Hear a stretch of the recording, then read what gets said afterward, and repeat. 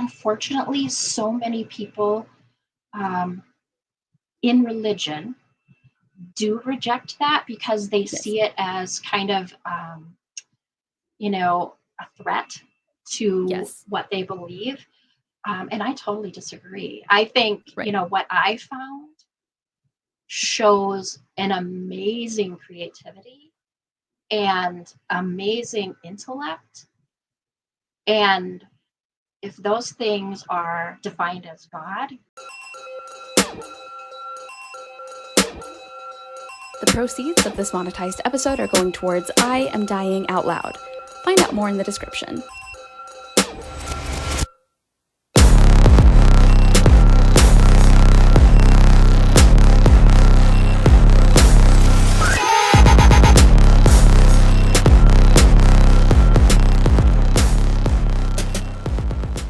Well, Natalie, thank you so much for joining me on Growing Up Fundie. I really, really appreciate you taking your time to talk to me.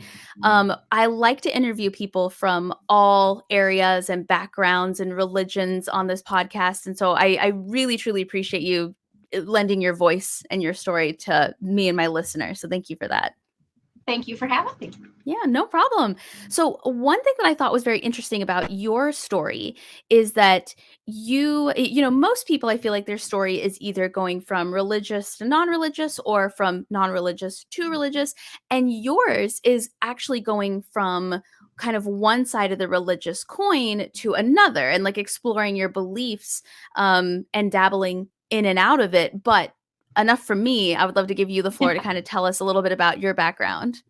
Yeah, so my story is a little bit unique because, like you said, a lot of the stories that we're hearing, especially recently, are kind of deconversion stories where people were raised religiously and have left the church because they are, not really resonate. It's not resonating with them. They're not relating to it. All of those things, which did happen to me, um, but my journey took me a step further.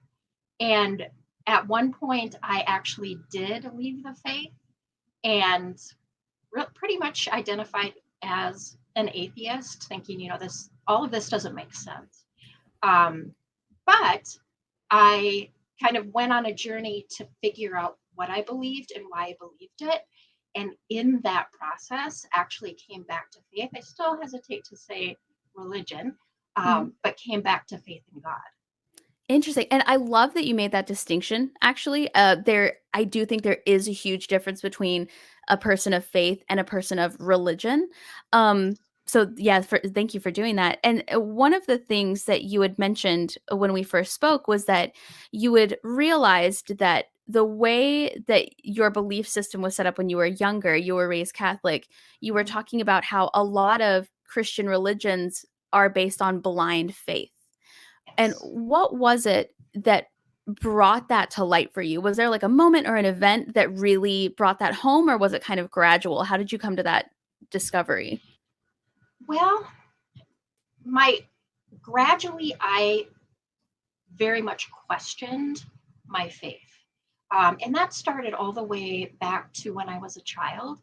And I think what really, like, as a child, what I wanted so desperately to find those promises of the Bible, where the Bible says, if you believe in God and if you have a relationship with God, you're going to experience these great things.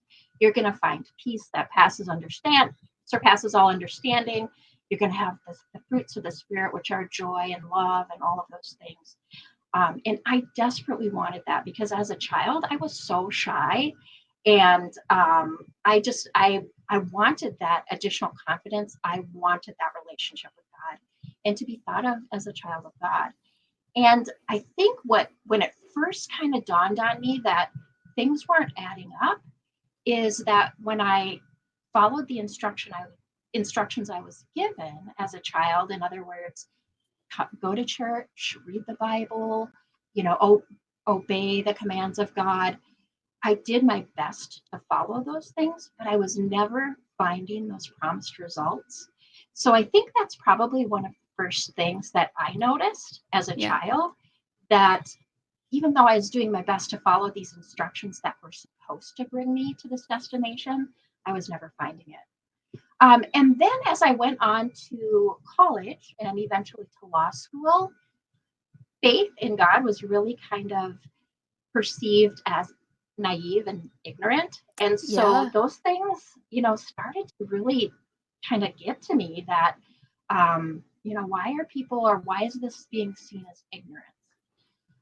But eventually, what happened to me is I kind of hit the skids, one might say. Like I just had a really rough patch in my life, and I was forced to kind of look and to try to understand what I believed and why I believed it.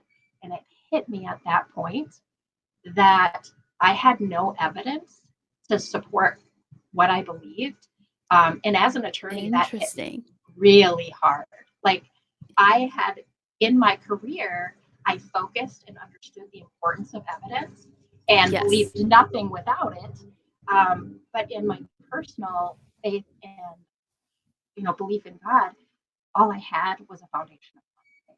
So that hit me very hard. Interesting. That's so fascinating. That's so fascinating.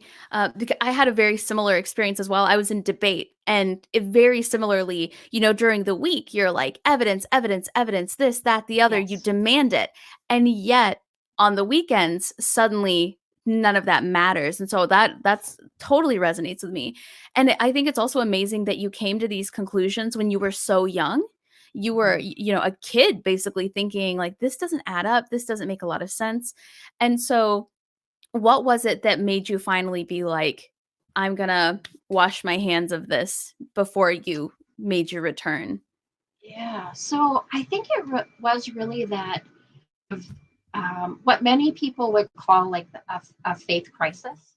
That Yeah, my life kind of fell apart. I got divorced. Things were not going well for me, and I kind of almost took that on personally, like I wasn't good enough because I, for so long, followed these instructions that the church yeah, had given me that promised me this wonderful destination and that God would love me and provide for me and all of those things. And I wasn't finding any of it. So I really took it personally that yeah, I must have been doing something wrong, and that I needed to do it better. And I had no idea how to do that. Like I was doing everything I knew how to do. I was trying the best I could. And if it wasn't good enough, I was done. So yeah, that's kind of how it kind of came to an end where I just said, yeah. I don't know how to do this anymore.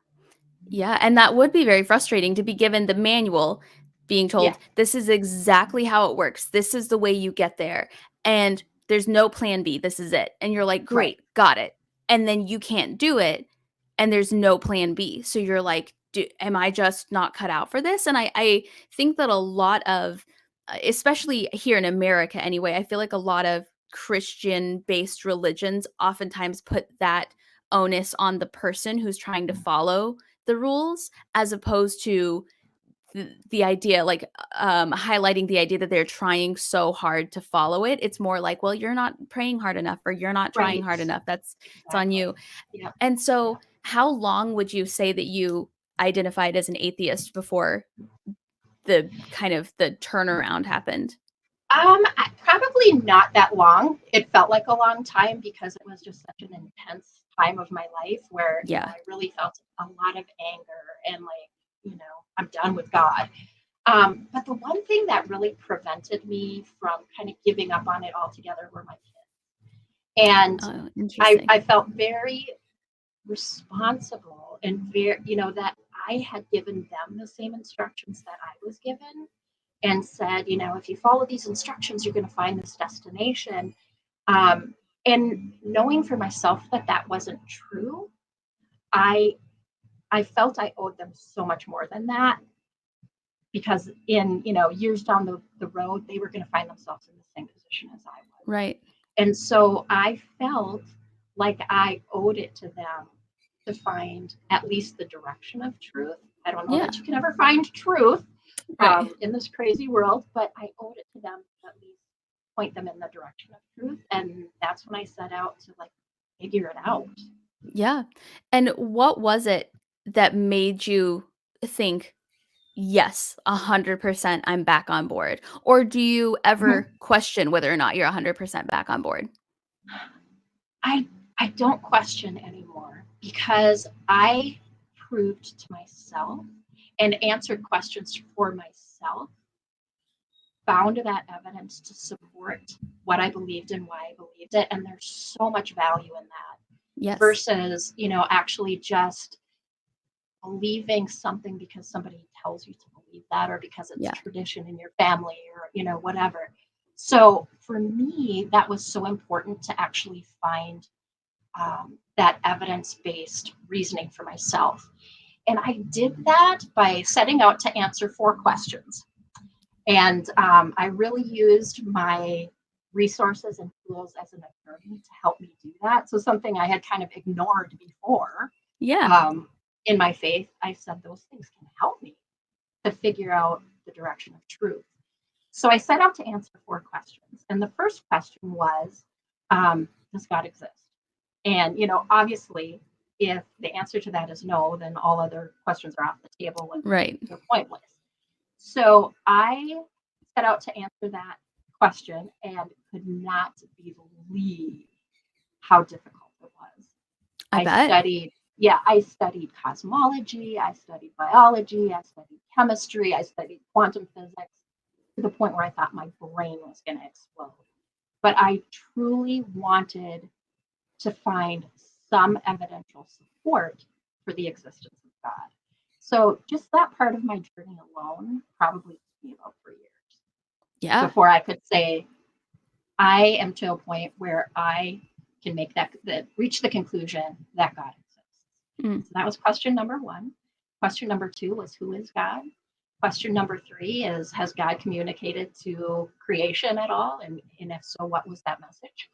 And then the last question number 4 was what does God want from me?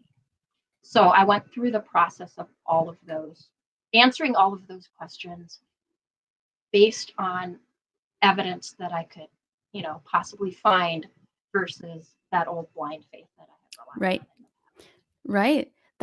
Very interesting. And so every time I talk to somebody who talks about evidence of God, I feel like what they need to see, what each of them needed to see was different. It's like a case by case. Each person has their own, this is in particular what I need to see in order to believe.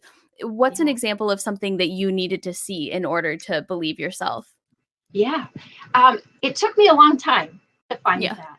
And it was important for me to study both sides of the issue. Like, I wanted to understand why did people who came to the conclusion that there wasn't a God, what made them reach that conclusion? Like, from a evidence-based, rational, reasoned answer, and what made them reach that conclusion versus why people on the other side of that issue say, I find evidence to support that there is a God. And I started off kind of from a philosophical, with philosophical arguments, couldn't wrap Yeah. my mind around those, and ended up with by answering the question, how did the universe begin? And so that was really, there's only two answers to that question. One being it all happened by random chance, and the second being that there was an intelligent designer involved in some capacity. So that's kind of the angle that I took. And the place that helped me make the final decision was understanding what is all involved in DNA in the living cell. And what sold me that there had to be an intelligent designer is because of the very specific and complex system that is involved with that Yeah. cell in all living cells, um, where the DNA actually contains a code that the cell interprets and decodes and then sends instructions to be carried out. And in my mind, I mean, that clearly is such an intricate, detailed, complex process. It's not just information, it's a system. And it occurred to me that science and scientific method is all about observation and what we observe over time that is the same result over and over and over again. And what it occurred to me is it takes a very little amount of information to actually conclude that there's been an intelligence involved in that process. And I just couldn't find that the DNA system, the cell system, was the only exception to that rule when it was literally the gold standard of information and processes. Um, Interesting. so at that point, there is nothing in my mind that makes it logical to conclude that that is not the work of an intelligent designer. Now Interesting. that doesn't go make it right to say, well, then that of course that intelligent designer is God as we've defined it in religion. I couldn't go as far as to say that, but I could go as far as to say I believe that there's something that created someone Yeah. that. Interesting. So to make sure that I understand, you're saying that the communication between like the development parts of a cell is proof to you that that communication is that also communication from God in your opinion? Like he is what they are communicating or he is using his word and his I don't want to say power, but like his I'll say power, but I don't mean that disrespectfully. I don't mean like Yes. magic Yep. powers. Yep. Like for example, communication amongst your cells counts as communication from God as he created everything. I don't think I even ever thought of it that deeply. It was just a very basic level of saying this system exists. And when we see information of this cat, which really there isn't anything really compares to it, it's more complex than many of our computer programs that exist today. When we see information not even close to this caliber, we know from experience that there has been intelligence involved in that Right. process. And so for me to say, this is the only kind of example of where intelligence happened from random, unplanned chance, I couldn't take that leap because Interesting. in my mind, there was so much evidence of a scientific nature that said when there's information, there's an information giver or source. Interesting. So the idea that it just couldn't come out of nowhere, basically, like that Yeah, intelligent yeah, of a design didn't just poof or bang its way into existence. Interesting. And right. so do you I one thing I really appreciate about your message is that I feel like there is a stereotype among people who are unfamiliar that in order to be a person of faith, in order to be a believer Mm. of God, you have to one, be religious, two, discredit science. And like Yes, you can't pay a yes. lot of attention to science and also believe in God. And I like that science is exactly what brought you to God. It's almost like you said, God created this system that we know to be science, and Mhm. that's amazing, and that's proof enough for you to believe that there's Absolutely. a intelligent designer and that God's real. Yeah, and I think unfortunately, so many people um, in religion do reject that because they Yes. see it as kind of, a threat to Yes. what they believe. And I totally disagree. I think, Right. what I found shows an amazing creativity and amazing intellect. And if those things are defined as God, then I want to know more about that God because Yeah. it is amazing. And I find so many churches that will say, we believe in the 6 days of creation as portrayed in Genesis. And I guess my understanding of that is I don't understand why that has to be literal and why Mhm. it can't be an interpretive narrative of how things may be. That's Yes. just my personal opinion. Absolutely. And I think that's where the difference between being religious versus being a believer in God comes in. I've told people multiple times, I don't think there is anything wrong or flawed with the belief in God. I do think there are things that are wrong and flawed with organized religion. And I think that's a prime example of where religion steps in and says, no, no, no, science. We believe in Mhm. God. Therefore, we don't believe in you. Whereas somebody who believes in God but doesn't necessarily pigeonhole themselves or into one religion has that freedom to say, I don't have a religion telling me that I can't do this and this and this. I just have my belief in God, and I'm going to find it, and I'm going to research, and I'm going to figure out what I need to learn in order to support this version, this narrative. Um, Yes. and it seems like it's a much more open and freeing example than you are Baptist or you are Methodist, and this is what we believe. And if you're doing something else, you're not a real Baptist or Methodist, Right. which I don't think is a Yeah, bad and thing. I think you can be whoever you want as long as you're open to agreed. the truth. Yeah. Agreed. And one thing that I discovered too is that there is a whole um, group of scientists who are Christian Mhm. and who really dive into the arguments of intelligent design, and that has nothing to do, the with the Bible necessarily. It's things that I just talked about, saying there is reason, logic based evidence to suggest and make it reasonable to conclude that there is an intelligent designer out there. Yeah. And I guess my kind of strong recommendation to people is look at the evidence, right? Just look at the evidence. And if you find that the evidence doesn't, that's great. But at least you've made that decision for yourself, because I Right. think blind faith can be equally as strong for people who reject God. Yes. Just saying, I think Christians are ridiculous and rude and all of those things, so I reject God. Um, but I would just encourage people to just look at the evidence and make the decision for yourself. Yeah. Yeah, I absolutely support the idea that knowing why you believe something is just as important, if not more important, than what it is you believe.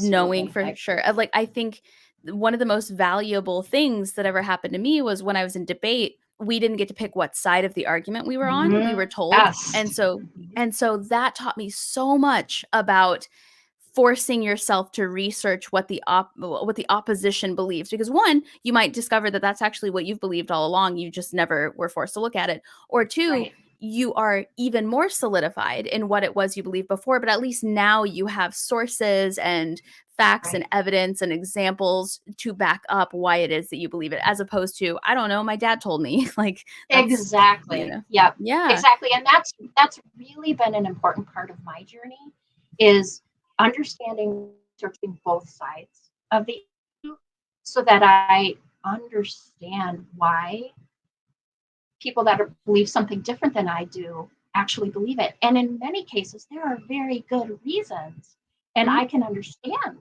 what they believe and why they believe it from the opposite side. But so important to look at it. And what I was really surprised at is how much the different sides have in common.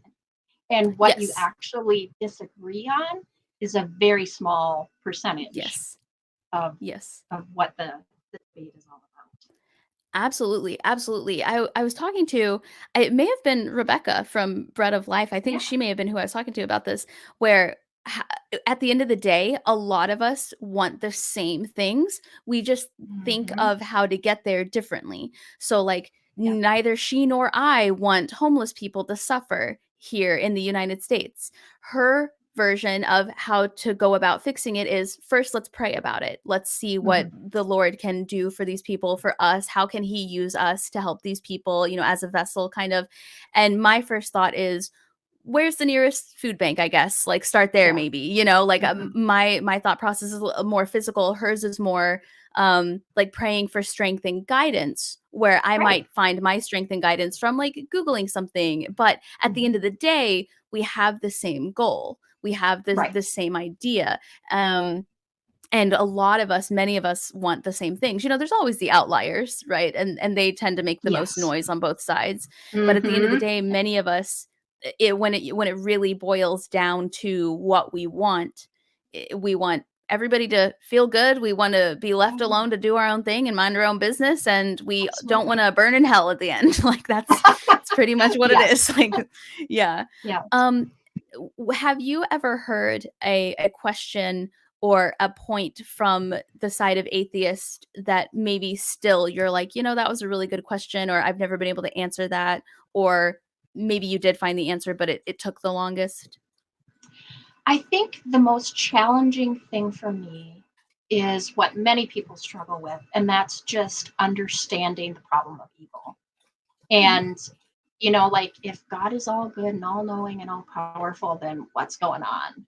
Why are Mhm. we in the situation that we're in? And why is there so much pain and suffering and all of that? Super, super hard to wrap your mind around. And I struggled with that. I still struggle with that. But the answer that I found for that is after going back and reading the Bible for myself and really understanding it from a high level, not picking out a verse and then kind of interpreting it to death, Right. but understanding it from a high level, a higher viewpoint. The narrative that I explains the situation that we find ourselves in this world.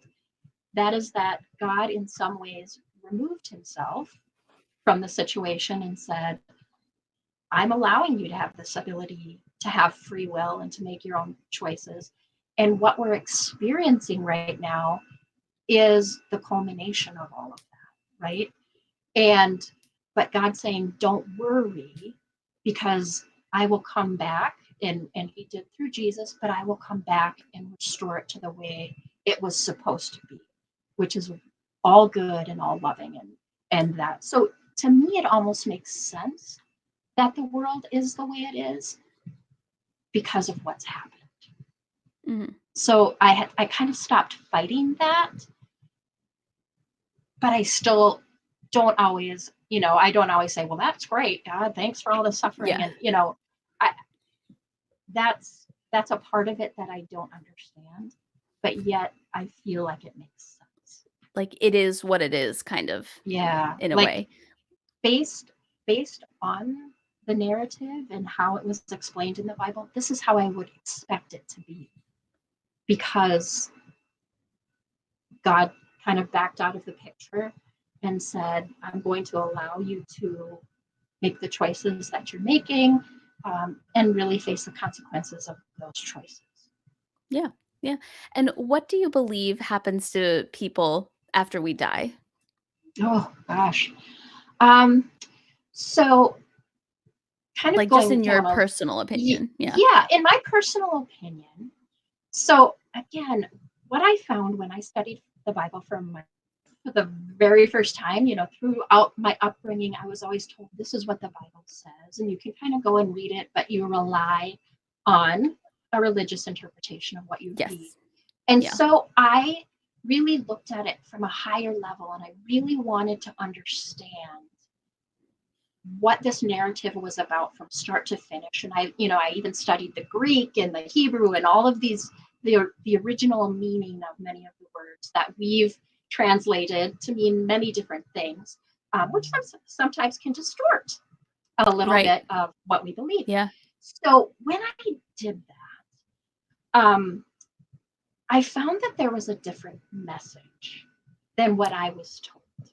Interesting. And I think many of us as Christians are so focused on a salvation narrative, meaning that we are sinners and we sins, and life becomes all about sin management and how to avoid sinning. And that we have to believe in Jesus in order to kind of be saved and and gain our place in heaven. But what I found in the Bible narrative is what I call kingdom theology, or the kingdom of God narrative. And that's all about how God created the earth to be kind of like the material version of heaven, which to me, I would assume is more of a spiritual existence in heaven. So earth was all about this material human experience. And that's what earth was all about. And so when things went wrong and he sent Jesus back to earth, it was to redeem the earth and to take people back and say, you're mine and choose to live in my kingdom. And it's a completely different narrative than that of focused on sin. So your question is, what do I believe happens when you die? Well, I think that to be absent from the body is to be present with the Lord, so that you enter some kind of spiritual heaven reality, whatever that looks like. But I believe eventually what God's plan is to bring the kingdom of heaven back to earth, and for his original plan to be carried out in this physical realm. So I believe, yes, we go to heaven when we die, but I believe, and I'm so happy because I love this earth and I love the mountains and the oceans and all of that kind of stuff, that we're all going to live here someday, because this is what we're created to live. Yeah. But in the future, we're going to understand that there's certain ways we need to do things to make it work right. Yeah. And maybe we want to choose those things because we've seen how our choices haven't worked so far. So long answer to your question, but I do believe there's a spiritual afterlife. Do you think that there's anybody who doesn't make it to the kingdom of heaven, or do you think everybody makes it in the end, or is there maybe not hell but purgatory or something? I don't know about any of that. But what I think is that God, and I base this on my understanding of the way Jesus lived his life, is very open and forgiving. And he says, I want you to be part of this. I created you to have a purpose in all of this. So I want you and need you to be part of this. It's your choice. If you accept the invitation, I accept you wholeheartedly.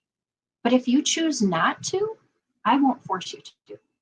So I believe there probably are people that say forget it. I don't want that.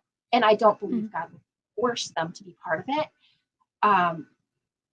But based on the way Jesus lived his life, the love that he showed for people, I don't believe in this condemning God that says, you didn't mark off all the check boxes on this list, and therefore I don't accept you.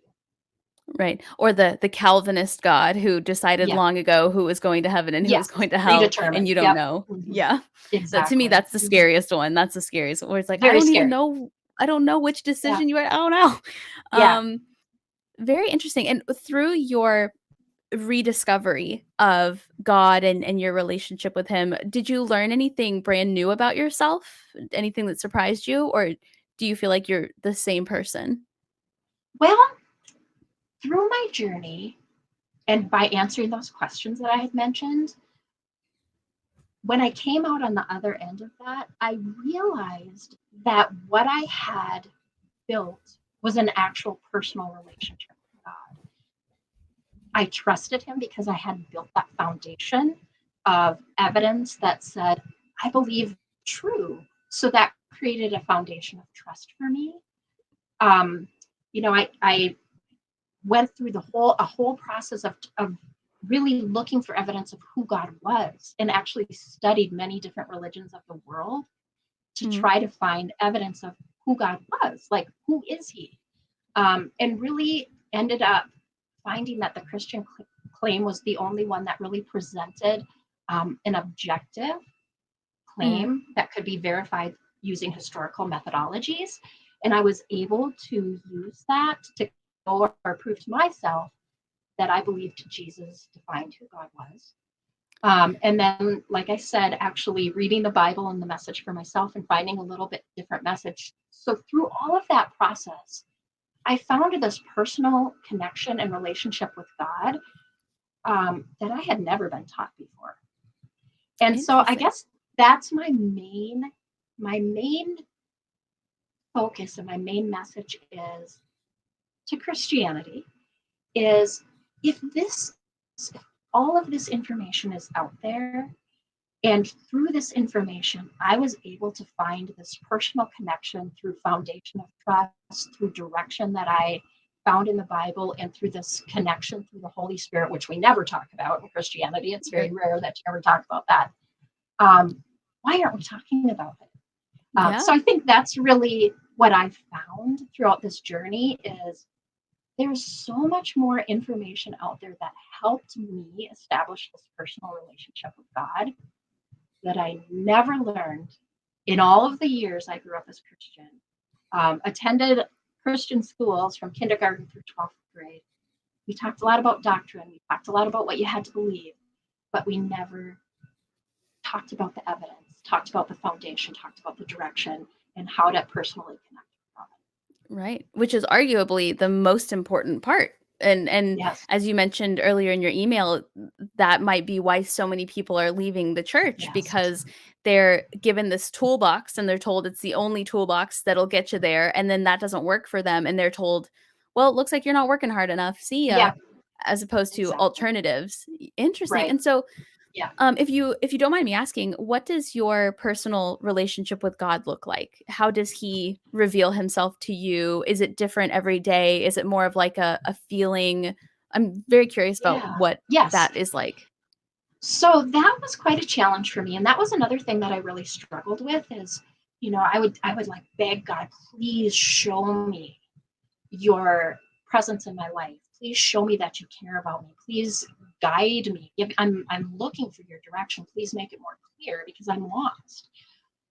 So that was something I really struggled with. But as I found this evidence that provided some foundation of trust, provided a better understanding of the direction in God's plan and my role in that plan, things kind of started to come together. Like all of a sudden, the promises of the Bible that I was really wishing to experience before when I was following all these rules suddenly started showing up in my life. And it was very, very comforting, very powerful to me. So since that time, I've really been looking like, how do you develop a closer connection to God? And right now I'm in the process of getting my certification as a spiritual life coach, which is very focused on distinguishing between your body and your physical versus that spiritual connection to God and how you can make that distinction, whether things that you're experiencing or, hearing maybe is kind of a loose term, are generated from your physical mind versus that spirit that lies inside of you. Fascinating to look Interesting. at, and really it's through meditation and a lot of other Yeah. things, but really understanding what that connection is all about.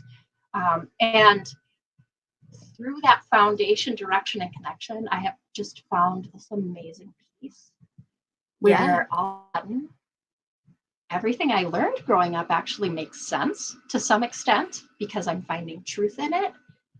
But I arrived at it first through a personal connection with God, and then it all made sense. I don't know if that's Yeah, no, a that good way to it's answer almost that, like but what you were taught as a kid started from a foundational part that was headed in a good direction, meant well, but once the actual religion gets involved and the rules and the guidelines and the very religion specific stuff gets in, the certain kinds of rosaries and things that you need and mhm, prayers and mhm, things, that's when the original message gets lost and you now find yourself keeping up with so much of the performative aspect of the religion that you're not actually keeping up with the God aspect or like your right, personal the relationship with God. personal, yeah, Interesting.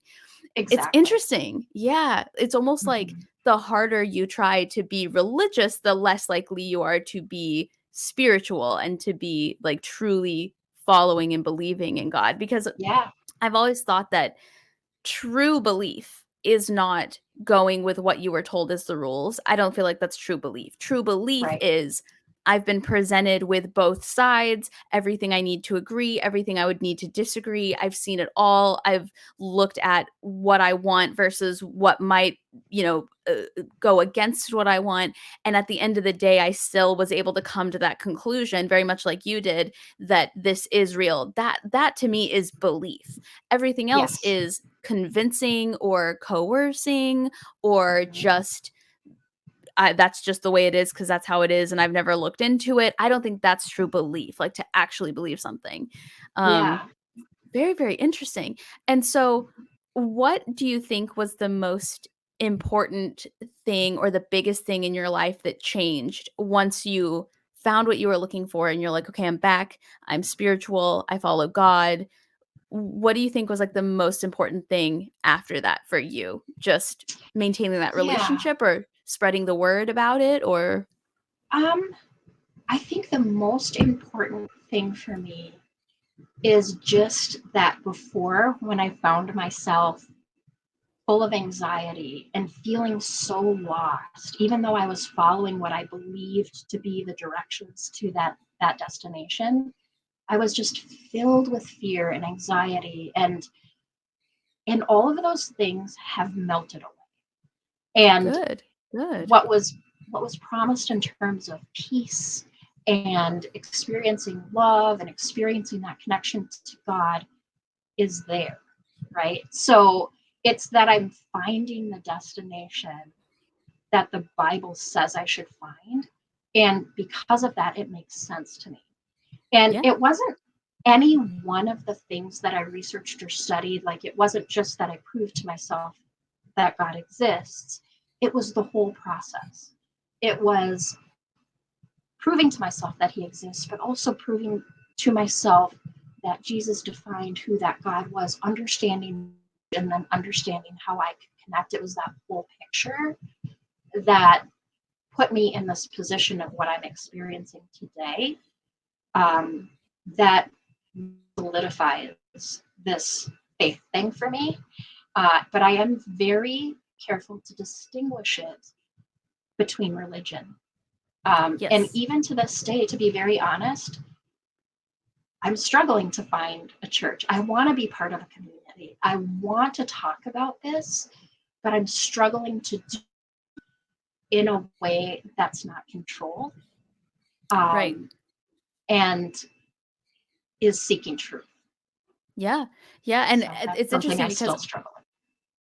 when I was reading back through your email, I did notice that you started out telling me you were like, I was raised Catholic, and then you gave me this entire story, but never once did you name a religion. You weren't like, and now I'm Methodist or now I'm Baptist. I thought that was so interesting. And I thought maybe I had just missed it, but I love what you're saying now where you're like, no, because I don't feel religious. I'm not a Right. religious person. I follow God, I follow Jesus, but I'm not there's not like a Yeah. name for my faith. Is there ever a time where you still find it difficult to follow God or follow Jesus? Do you ever face like struggles or does it seem pretty peaceful now? I don't face struggles in terms of my relationship with God. I face struggles in terms of my relationship with people, Yeah. and people specifically who call themselves Christian and who are maybe challenging the route that I've taken, which is fine. I understand that it's different. I understand that maybe everyone doesn't agree with it. Um, but there's many situations where I feel I feel somewhat excluded. Mhm. And because I'm not necessarily following that traditional path that has Yeah. been laid out. So I very much struggle with that.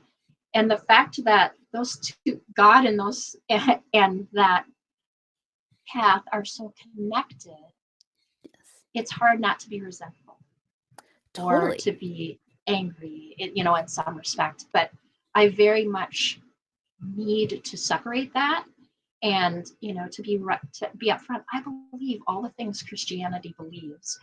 I have proven those things to myself and made the decision that I feel it's reasonable based on evidence to believe those things. So I don't reject any belief that Christianity has, but yet I still feel like an outsider Yeah. because I'm not traditional path. Yeah. And I will say, I feel like it is a very common experience for people to find that being the wrong type of Christian leaves you excluded far more than not believing in God at all. I feel like people are much more, and maybe it's because if you aren't religious, you can be turned religious. But if you're the wrong type of religion, it's going to be really hard to change your mind and your tradition. Maybe that's part of it. Good But I point. do Yeah. completely understand that feeling that you're Hmm. describing where you're like, we're here for the same reason. I don't know why I'm feeling Right. so excluded just because I don't maybe take communion the same way that you do, Right. or baptize kids the same way that you do. It's very, very Hmm. interesting. Hmm. And as I was asking you that question about what are some things that maybe make it tough to still follow God, I realized a lot of the things we find tough about God are actually tough about religion. A lot of the rules that I Yes. think people struggle with the most in their walk with God are usually based on what their religion says about sex, what their religion says about drinking or partying. And so, like, as Hmm. I asked that question, I was like, oh, well, I guess if you don't follow any particular religious doctrine, it might actually be a lot easier because there's no preacher Yeah. telling you any of Yes, that that's stuff. very Yeah. interesting that you say that because one thing that I did find in this journey is all of those things that made me question and doubt are no longer there. Yeah. That makes perfect They sense. yeah. Interesting. And so does this have anything to do with your book? Your book it's Yes. Yep. about your journey, right? It is. Yep. It is about my journey. So it's about identifying those questions that I mentioned early in the show, um, identifying those questions and the process that I went through to try to answer those questions. And it gets a little deep and a little bit boring sometimes when you're talking about quantum physics and all that kind of stuff, and historical methodologies. But that was really important to me to take that deep dive and, like I said, understand both sides of the issue and the debate, and make that educated decision for myself. Yeah. So the book walks through the process that I use to make those decisions, um, and in the end kind of says, here's how I found this personal connection to God. And I came up with this acronym because I'm huge on acronyms. Being in law school when I was studying for the bar and things like that, I used acronyms to help remind myself. And so an acronym that I came up with, I'm huge into mountain climbing, love being in the mountains. And so the acronym I came up with is what I want to do every day is stand. And each letter in the word stand represents what I want to do every day to keep that personal connection to God. And then what I can expect, because of that relationship. And that expectation or that destination is represented by the word climb. And then each letter in the word climb kind of a reminder of what I can expect, kind of like landmarks when you're following instructions or Yeah. directions. These are the things that I can expect. These are the landmarks that I should find if Interesting. I'm headed in the right direction.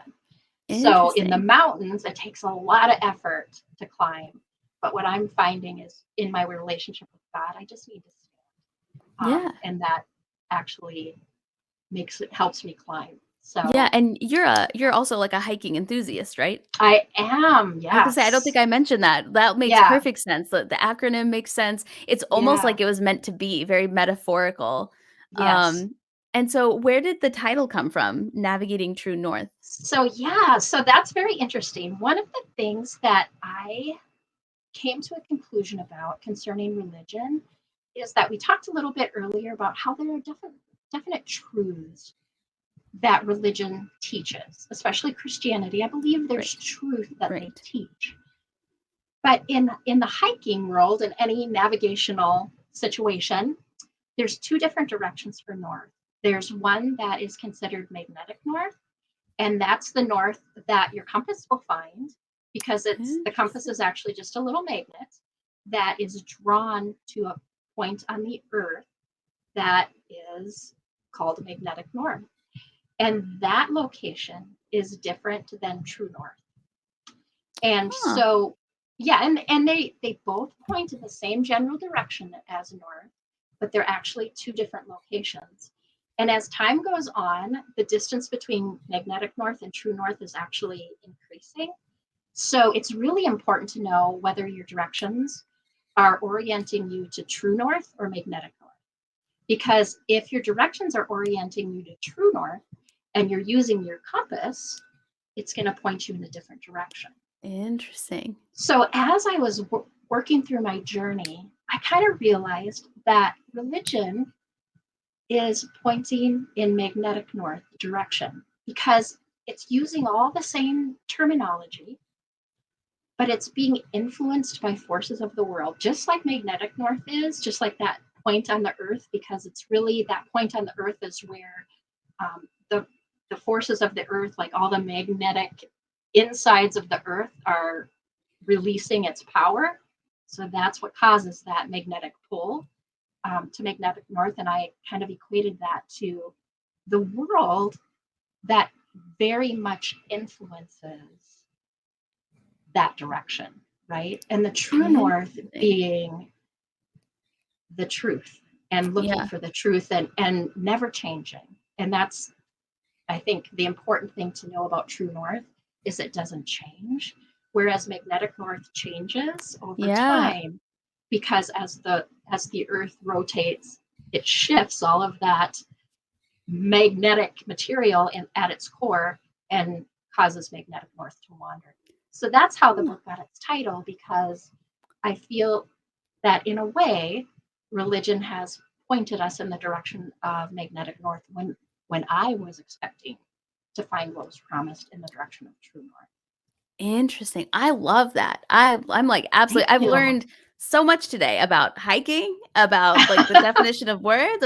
That's just fascinating. I love that because I Thank figured you. it had to have a like a there's such imagery to that title, so I figured there was a story there, but that's fascinating. Yeah. That's absolutely fascinating. Mhm. And I can't hearken enough on this idea that I feel like you break those stereotypes again, where people think followers of God are not followers of science. And you're Mhm. here, you're like, no, I'm Yeah. follow science. I believe in the magnetic core of the earth. Like this is all Mhm. things that I believe in. Mhm. Um, Yeah. and I think that's great because one, it teaches people who might otherwise be ignorant to that type of existence that these type of God followers are out here. People who believe in God does not mean that they reject science, they reject Yes. everything. Mhm. And also, I think it gives people who might not feel religious a breath of fresh air because they're like, Mhm. oh, so I can still believe in God, but I Yeah. don't have to be Absolutely. Catholic or Presbyterian or Baptist Mhm. or whatever. And so I feel Mhm. like there's this relief in the existence of somebody Yeah. like you for both sides because they're like, oh, okay, so in order to know people who follow God, I don't have to hang out with people who don't believe in science. And oh, okay, Right. I can Yeah. still believe in God, but I don't have to keep going to First Baptist or Yeah. whatever. Yeah. Yeah. And to be honest, it's science what that helped me find God. Yeah. That's It's what I find the actually, most yeah, fascinating. yeah. That's really cool. That's really cool. Well, Natalie, this has been an absolutely fantastic conversation. Like I said, I feel like I've learned so much because I you sent me so much information, but I still feel like I learned even more about you hearing it from you. Great. And Yeah. I think it's wonderful that your love of hiking and God and research and science, it all came together and you seem so at peace. Like the first thing I noticed about you is that Mm, you are thank literally you. glowing. You are just Thank glowing. And so you. I Yeah. know I asked you like 1,000 more questions than I ever sent you beforehand, but you're just a fascinating person to talk to. So thank Well, you thank you for so much. yeah. Thanks for And I donating enjoyed your talking time to and your you story. too. Yeah, Yes. absolutely. Absolutely. And for anybody listening, I will link to your book in the show notes if that's Thank okay, you. so they can check out your Yeah. book. Awesome. And is there any place else you'd like me to direct people? Do you have like a website or I have like a a website just by my name, natalielatzka.com, which perfect? has a lot of information about my book and different things that I do speaking on and topics that I speak about. So you can find more information and how to reach Perfect. me there.